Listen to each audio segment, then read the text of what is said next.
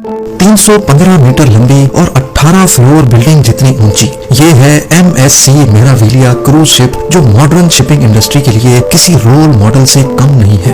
80,000 ton या फिर 8,000 African हाथी से भी ज्यादा वजनी ये क्रूज शिप समंदर में तैरते किसी छोटे विलेज का मंजर पेश करती है। ये पूरी तरह से सेल्फ सफिशिएंट है, जो 7,000 लोगों को कई हफ्तों तक किसी भी चीज की कमी महसूस नहीं होने देती। 2500 luxury sweets, casinos, fitness centre, open terraces, pools, water parks, dancing floors, restaurants और हत्ता के इसके अंदर एक पूरा शॉपिंग मॉल भी मौजूद है।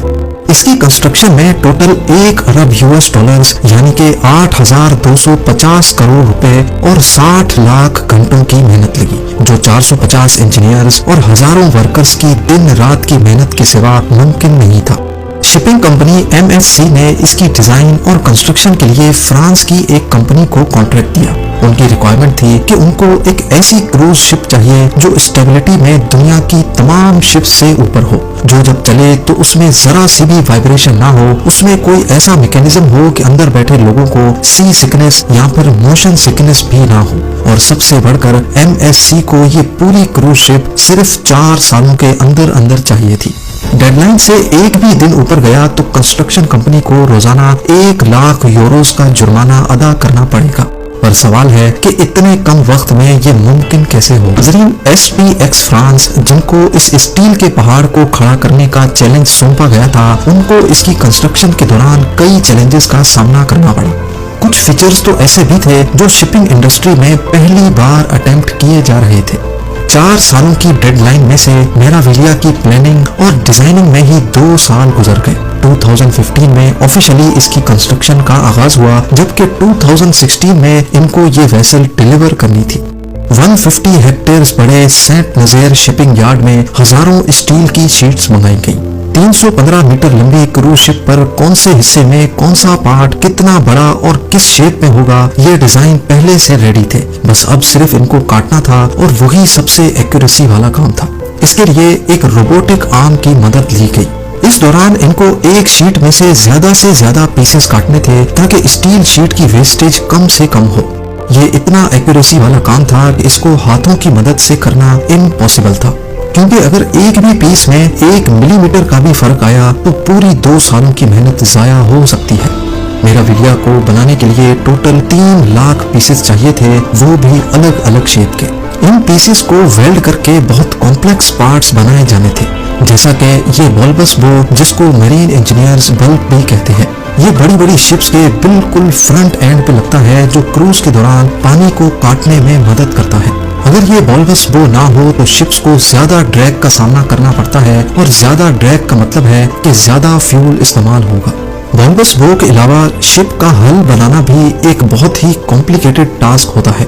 ये मेन बॉडी होती है जो लाखों टन वजनी शिप को पानी में फ्लोट करती है। इसका डिजाइन और शेप बहुत ही इम्पोर्टेंट होता है, क्योंकि ये अलग अलग समुद्रों में अलग तरह से रिएक्ट करता है। सॉफ्टवेयर की मदद से 150 हल डिजाइन्स बनाए गए और फिर एक एक को सिमुलेटर पे टेस्ट किया गया। ये सारी टेस्टिंग एक डमी शिप पे की गई, जिसमें जगह जगह सेंसर्स लगाए गए। इतनी स्पीड पे पानी की फोर्सेस का शिप पर क्या असर होगा, यह सारी टेस्टिंग करने के बाद जो हल सबसे स्टेबल था उसको सेलेक्ट किया गया। अब बारी थी मेराविलिया के सबसे इम्पोर्टेंट हिस्से यानी प्रोपेलर्स की। 20 मीटर ऊंचे ये स्टील के देव 80,000 टन वजनी क्रूज शिप को चलाने की ताकत रखते हैं। एक एक का साइज करीब डबल स्टोरी बिल्डिंग और वजन एयरबस A320 से भी ज्यादा है। ये electric motors total 4 crore watts के बराबर बिजली खर्च करती हैं। यानी ये इतनी ही पावर है जिससे 35,000 1.5 टन के एयर कंडीशनर्स चलाए जा सकते हैं। इन इंजन्स को खास तौर पे ऐसे डिजाइन किया गया कि ये किसी किस्म की भी वाइब्रेशंस पैदा ना करें, और अगर करें भी तो इनके अंदर स्पेशल वाइब्रेशन डैम्पिंग मटेरियल लगाया गया है। इंजीनियर्स का क्लेम है कि ये इंजन्स मेराविलिया को हर किस्म की वाइब्रेशन से पाक रखेंगे। अपनी टॉप स्पीड यानी 22.7 नॉट्स या फिर 42 किलोमीटर पर आवर की स्पीड पर क्रूज के दौरान भी अंदर बैठे पैसेंजर्स को ऐसे महसूस होता है जैसे वो बीच समंदर में किसी 5 स्टार होटल में बैठे हैं। MSC मेराविलिया की इलेक्ट्रिसिटी रिक्वायरमेंट्स की बात की जाए तो इसमें पूरा पावर स्टेशन इंस्टॉल करने का फैसला किया गया। ये एक तरह का तैरता हुआ विलेज है जिसमें 7,000 लोग कम से कम भी 7 दिनों के लिए रहते हैं। 2,500 लग्जरी स्वीट्स, कैसीनोज, थिएटर्स और दूसरी लग्जरी फैसिलिटीज बहुत ज्यादा बिजली इस्तेमाल करती हैं। ये पावर स्टेशन 4 बड़े बड़े डीजल जनरेटर से बना है जो 11,000 वोल्ट्स करंट प्रोड्यूस करते हैं। इंजन की डिमांड पूरी करने के बाद ट्रांसफार्मर्स लगाकर ये वोल्टेज 230 वोल्ट्स पे लाई जाती है ताकि पैसेंजर्स इसको अपने इस्तेमाल में ला सके।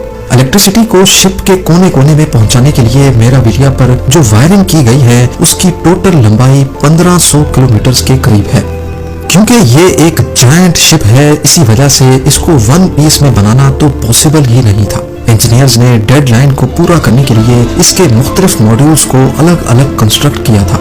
अब बारी थी असेंबली की, यानी तमाम मॉड्यूल्स को उठाकर एक दूसरे के ऊपर फिट करने की। ये एक तरह का जायंट पजल सॉल्व करने जैसी गेम थी।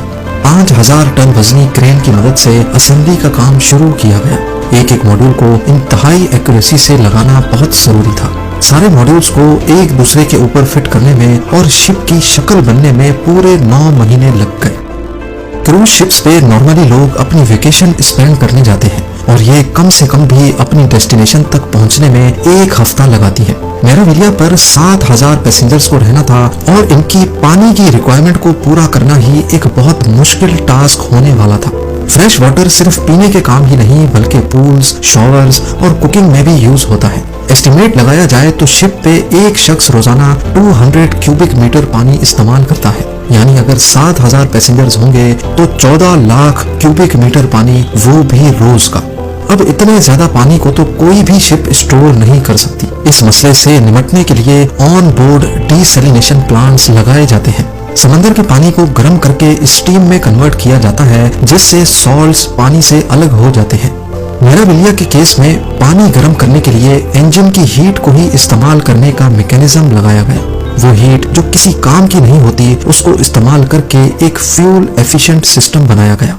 ना सिर्फ इतना बल्कि पैसेंजर्स के कंफर्ट के लिए और MSC की रिक्वायरमेंट को पूरा करने के लिए मेराविलिया में पहली बार स्टेबलाइजर्स भी इंट्रोड्यूस करवाए गए।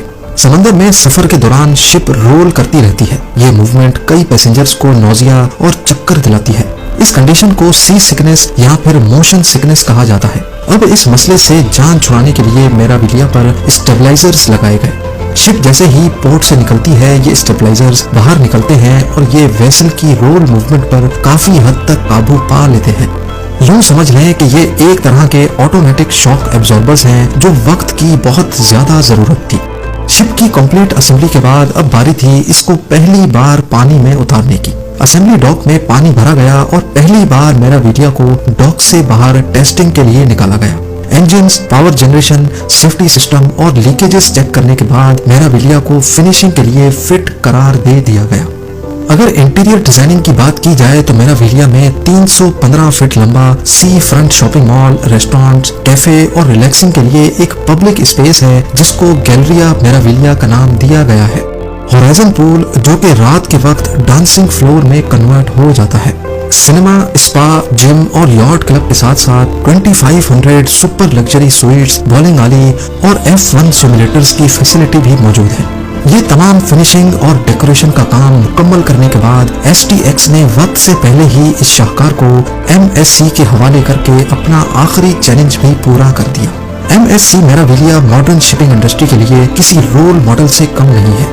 3 जून 2017 से ये इंजीनियरिंग मास्टरपीस सर्विस में है और इस पे सिर्फ एक दिन ट्रेवल करने के $600 या फिर 50,000 इंडियन रुपीस खर्च करने पड़ते हैं। उम्मीद है ज़ेन टीवी की ये वीडियो भी आप लोग भरपूर लाइक और शेयर करेंगे। आप लोगों के प्यार भरे कमेंट्स का बेहद शुक्रिया। मिलते हैं अगली शानदार वीडियो में।